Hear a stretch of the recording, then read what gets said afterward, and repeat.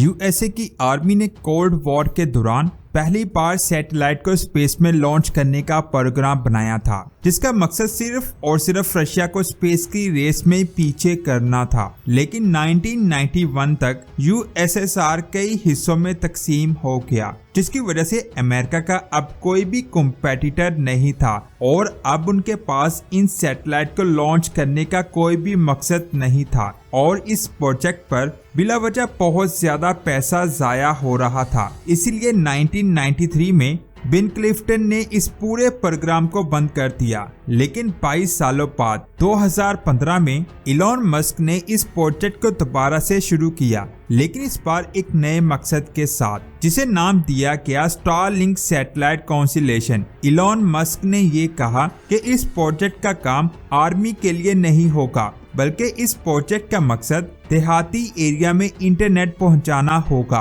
क्योंकि federal communication commission और UNESCO की रिपोर्ट के मुताबिक दुनिया की आधी पॉपुलेशन के पास और ज्यादातर गांव वाले एरियाज में प्रॉपर इंटरनेट नहीं है। प्रॉपर इंटरनेट से मुराद कि हर गांव में मिनिमम डाउनलोडिंग स्पीड 25 MB पर सेकंड और अपलोडिंग स्पीड 3 MB पर सेकंड हो। जैसे कि आपको पता है कि गांव में कच्ची सड़कें होती हैं, इसलिए वहां इंटरनेट ऑप्टिकल केबल वायर का नेटवर्क फैलाना बहुत ज्यादा मुश्किल और महंगा पड़ता है। इसीलिए इलॉन मस्क ने सैटेलाइट के जरिए हर जगह प्रॉपर इंटरनेट फैलाने का प्रोजेक्ट शुरू किया, जिसमें वो 2019 से लेकर अब तक हर माह 40 सैटेलाइट के बैच को स्पेस में भेज रहा है, जो एक दूसरे के साथ लेजर के जरिए कनेक्टेड हैं, जिसकी वजह से वो जमीन पर हमें एक कॉन्स्टेलेशन की तरह दिखाई देते हैं। ये सैटेलाइट भी वही काम कर रहे हैं जो आम जियो सैटेलाइट करते हैं, लेकिन इलॉन मस्क के सैटेलाइट्स में ऐसी क्या खास बात है जो उन सैटेलाइट्स में नहीं है। असल में जियो सैटेलाइट जमीन से 36,000 किलोमीटर की दूरी पर रिवॉल्व करते हैं, जबकि स्टारलिंक सैटेलाइट्स जमीन से 2000 किलोमीटर की दूरी पर रिवॉल्व करते हैं। जियो सैटेलाइट दूर होने की वजह से बहुत सारे एरिया को एक साथ इंटरनेट प्रोवाइड कर सकते हैं, लेकिन दूर होने की वजह से इनकी स्पीड बहुत कम जमीन पर पहुंच पाती है, जिसकी वजह से जियो सैटेलाइट को डेटा ट्रांसफर करने में काफी ज्यादा टाइम लग जाता है। लेकिन इलॉन मस्क के सैटेलाइट जमीन के पास हैं, तो वहां उनकी स्पीड ज्यादा होगी और इसको सेटअप करना भी बहुत ज्यादा आसान होगा। बस एक डिवाइस को आपने अपनी छत पर रखना है, ये डिवाइस खुद ब खुद सैटेलाइट से कनेक्ट हो जाएगी। मस्क ने ये कहा है कि उनकी सैटेलाइट में ऑटो टॉर्च का फंक्शन मौजूद है, मतलब उनके स्टारलिंक ग्रुप में से एक सैटेलाइट भी खराब होती है तो बाकी की सैटेलाइट उससे टकराने की बजाय उसके करीब से ही गुजर जाएगी। लेकिन अगर इसमें ऑटो टॉर्च जैसा हाई टेक फंक्शन है तो इलॉन मस्क के सैटेलाइट अपने आप को ऑर्बिट में क्यों नहीं रख पा रहे, वो जमीन पर क्यों गिर रहे हैं। जब ये सवाल लोगों ने इलॉन मस्क से पूछा, तब इलॉन मस्क ने इस चीज को छुपाने की कोशिश की, लेकिन सच्चाई कभी छुपती नहीं। इलॉन मस्क का कहना है कि स्पेस एक्स ने सैटेलाइट को ऐसे डिजाइन किया है कि जब उन सैटेलाइट की लाइफ पूरी होती है तो वो अपने आप नीचे गिरने लगते हैं। इसके साथ ही इलॉन मस्क ने यह भी कहा कि उसके सैटेलाइट से किसी को भी कोई नुकसान नहीं होगा, क्योंकि ये जमीन से टकराने से पहले एटमॉस्फेयर में चल जाएंगे। लेकिन एक बात मैं क्लियर कर दूं, एक सैटेलाइट की लाइफ 5 से 6 साल होती है, तो ये सैटेलाइट हर 2 से 3 महीनों के बाद क्यों गिर रहे हैं, यानी इन सैटेलाइट में ही कोई खराबी है। फरवरी 2022 में 40 सैटेलाइट क्रैश हुए, जिनके क्रैश होने की वजह इंजीनियर्स की लापरवाही बताई गई। असल में इन सैटेलाइट के लॉन्च होने के कुछ दिन पहले सूरज पर एक कोरोनल मास इजेक्शन हुआ, जिसे प्लाज्मा वेव्स बनी। ये वेव स्पेस एक्स के सैटेलाइट्स को डैमेज कर सकती थी, इसीलिए इसने नासा के अदारे से इसके बारे में डेटा को कलेक्ट किया, लेकिन वो रिपोर्ट नेगेटिव आई, यानी सैटेलाइट्स को कोई भी खतरा नहीं है। लेकिन स्पेस एक्स ने उस रिपोर्ट पर यकीन नहीं किया और खुद इस चीज को स्टडी किया और उन्हें भी सेम नेगेटिव रिजल्ट मिले। इसलिए उन्होंने सैटेलाइट को बगैर किसी सेफ्टी के वैसे ही लॉन्च कर दिया। अब क्योंकि स्टारलिंक एक लियो सैटेलाइट है जो जमीन के अपर एटमॉस्फेयर में ऑर्बिट करते हैं, इसलिए उन्हें ऐसा डिजाइन किया गया है कि कि वो एटमॉस्फेयर के प्रेशर को कम कर सके, लेकिन सूरज से आने वाली प्लाज्मा वेव्स की वजह से एटमॉस्फेयर का ड्रैग स्पेस एक्स की स्टडी से 50% ज्यादा निकला, जिसकी वजह से सैटेलाइट डिस्टर्ब हुई और वो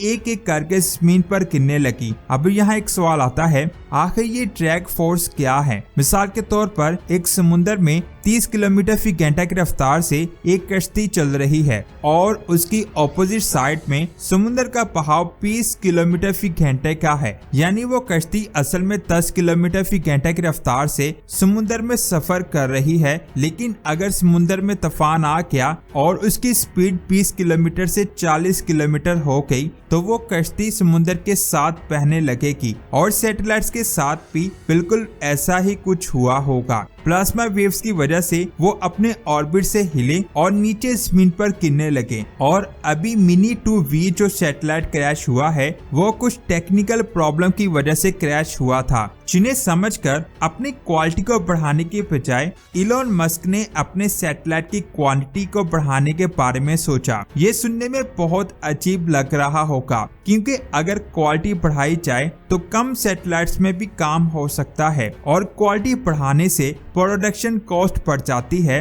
तो अब यहाँ सोचने वाली बात यह है कि इलॉन मस्क के माइंड में क्या चल रहा है। तो मैं आपको बता दूं कि इलॉन मस्क जो गलतियां कर रहा है उन गलतियों में ज्यादा प्रॉफिट है। स्पेस एक्स की सीईओ के मुताबिक एक सैटेलाइट की कॉस्ट $2,50,000 है और एक सिंगल सैटेलाइट 20 GB फी सेकंड की स्पीड प्रोवाइड कर सकता है। अगर स्टारलिंक की पर मंथ इंटरनेट प्लान की बात करें तो ये $120 में 20 से 100 MB पर सेकंड की रफ्तार प्रोवाइड करते हैं। तो अगर पर पर्सन एवरेज 50 MB पर सेकंड को कंसीडर किया जाए तो एक सैटेलाइट 400 लोगों को आराम से इंटरनेट प्रोवाइड कर सकता है, यानी एक सैटेलाइट एक साल में $5,76,000 अर्न करेगा, यानी एक सैटेलाइट एक ही साल में अपनी कॉस्ट को कवर कर लेगा। और जैसे कि मैंने आपको बताया इसकी लाइफ 5 साल है, तो बाकी 4 साल 400% प्रॉफिट अर्न करेगा। इसके अलावा भी इनकी एक और सर्विस है जिसका नाम है स्पाइंग।